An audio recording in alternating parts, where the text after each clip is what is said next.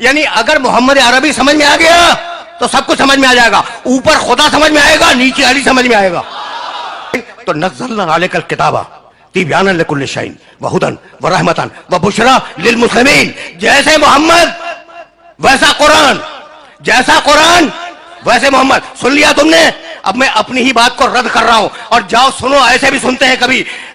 میں نے کیا کہا کہ قرآن برابر ہے محمد کے, محمد برابر ہے قرآن کے. سن لیا نا تم نے؟ اب تک تو میں نے یہی بیان کیا کہ قرآن محمد رسول اللہ کے برابر ہے اور محمد رسول اللہ قرآن کے برابر ہے. لیکن اب میں اپنی بات کو توڑ رہا ہوں. اگر اللہ اپنے محمد کو اپنے قرآن سے بڑھا دے تو آپ کو اعتراض ہے؟ آپ پوچھیں گے نا کہ بھئی یہ قرآن چھوٹا محمد بڑے, یہ کہاں سے نکال کے لاؤ؟ بھئی نئی آیت نہیں پڑھوں گا, خدا کی قسم نہیں پڑھوں گا. میں نے دونوں آیتیں پڑھ دی اور اب دونوں آیتوں کو تمہارے ذہن میں بیدار کروں گا, اور اگر بیدار ہو گئی میری آج کی محنت سوارت ہے. ورنہ پھر سننا, وَنَزَّلْنَا عَلَيْكَ الْكِتَابَ تِبْيَانًا لِكُلِّ شَيْءٍ وَهُدًى وَرَحْمَةً وَبُشْرَىٰ لِلْمُسْلِمِينَ. قرآن ہے رحمتاً للمسلمین, قرآن ہے رحمتاً للمسلمین, اور میرا محمد ہے وَمَا أَرْسَلْنَاكَ إِلَّا.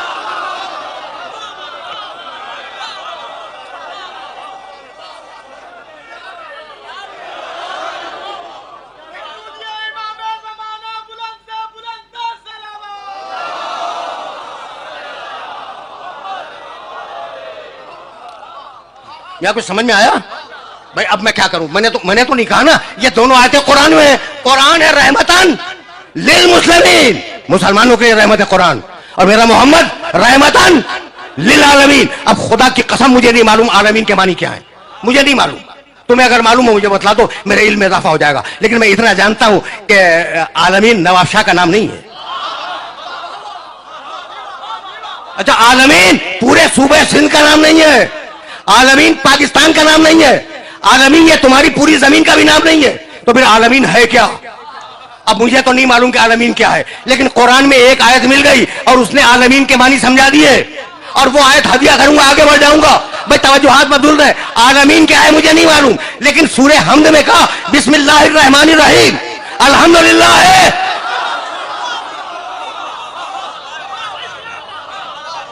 بسم اللہ الرحمن الرحیم الحمدللہ ہے رب العالمین. اب جہاں جہاں تک تمہارے خدا کی خدائی جائے, میرے محمد کی نبوت ساتھ میں جائے.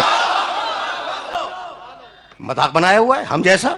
بھئی عجیب ہے, کبھی اپنی شکل تو دیکھ لیں ہم جیسا. بھئی بہت توجہ, خدا کی قسم کھا کے کہہ رہا ہوں ابراہیم محمد جیسا نہیں. اب تم پوچھو گے نا یہ میں نے کہاں سے کہہ دیا, تو اب آیت سنو اور اعتراض کرنا ہو قرآن پہ کرنا. رب سورہ بقرہ دوسرا سورہ قرآن کا, کافی ہے نا قرآن؟ تھوڑی سی سنتے چلو, اگر قرآن کافی ہے تو تھوڑی سی آیتیں سنتے جاؤ. رب ارنی کیف تحیی الموتی, مالک ابراہیم کی دعا آرام سے سنو. ابراہیم بول رہے ہیں اللہ کی بارگاہ میں, رب ارنی کیف تحیی الموتی, مالک مجھے دکھلا دے کہ تو مردوں کو کیسے زندہ کرتا ہے. تو عقیدے بناؤ قرآن مجید سے, رب ارنی کیف تحیی الموتی, مالک مجھے دکھلا دے. دعا مانگ رہے ہیں ابراہیم کہ تو مردوں کو کیسے زندہ کرتا ہے. جلال آ گیا مشیت کو. قال اولم تؤمن, اللہ نے کہا ابراہیم تمہیں ایمان نہیں ہے؟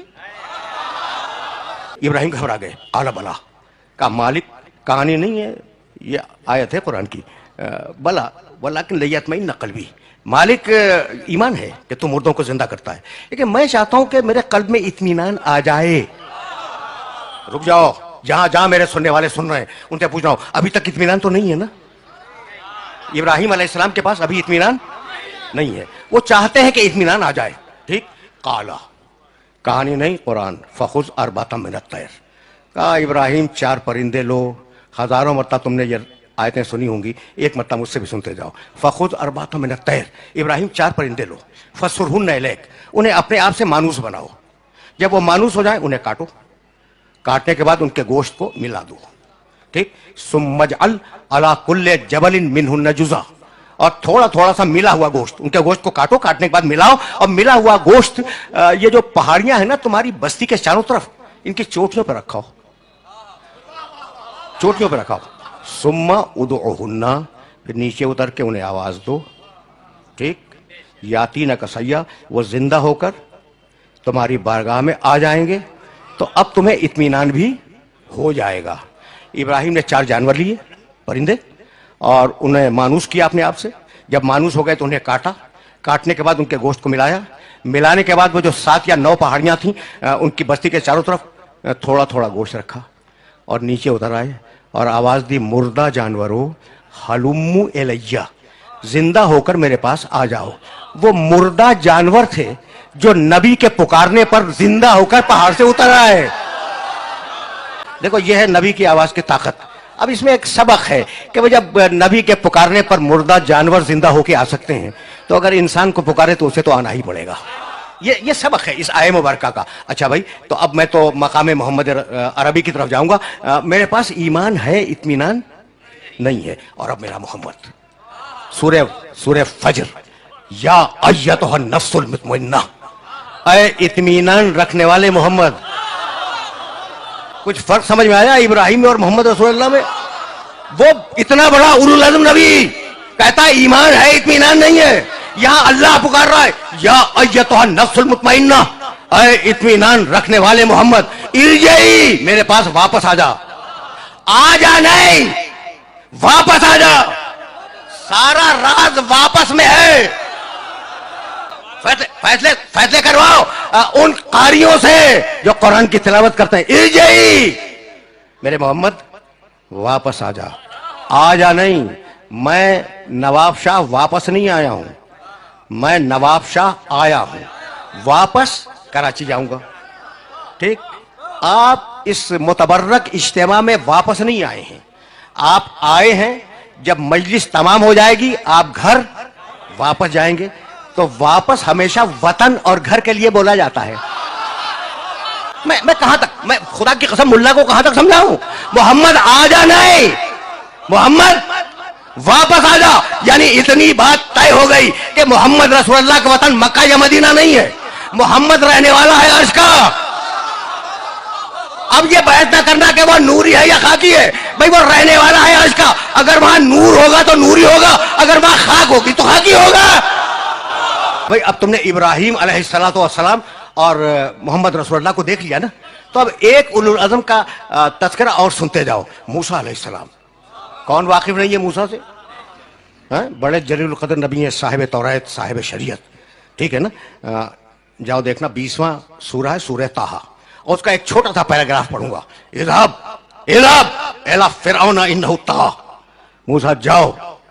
تو بہت خوش فہم ہو، خوش فکر ہو، یعنی میری بات نوجوان سمجھ رہے ہیں، بزرگ میرے مخاطب نہیں ہے، نوجوان میری بات سمجھ رہے ہیں، تو تمہیں خصوصیت سے یہ جملے ہدیہ کر رہا ہوں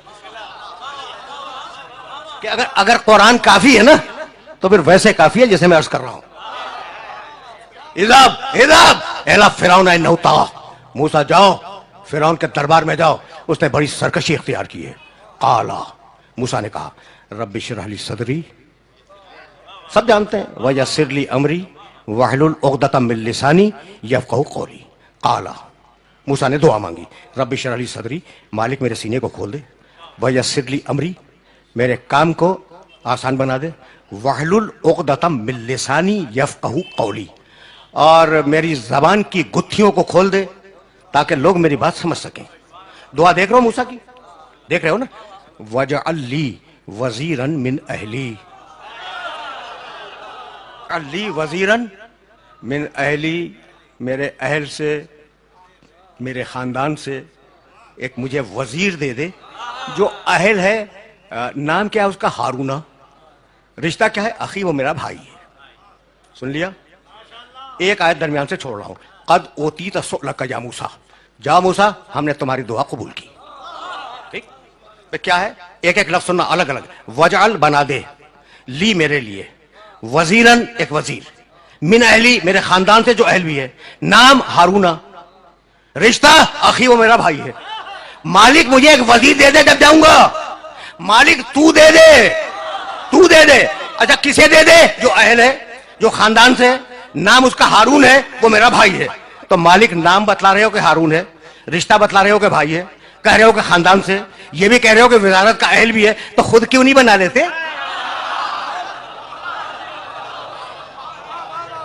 بھائی قرآن ہے، قرآن ہے۔ بھائی موسیٰ خود بنا لو، کہا بھائی میں وزیر کے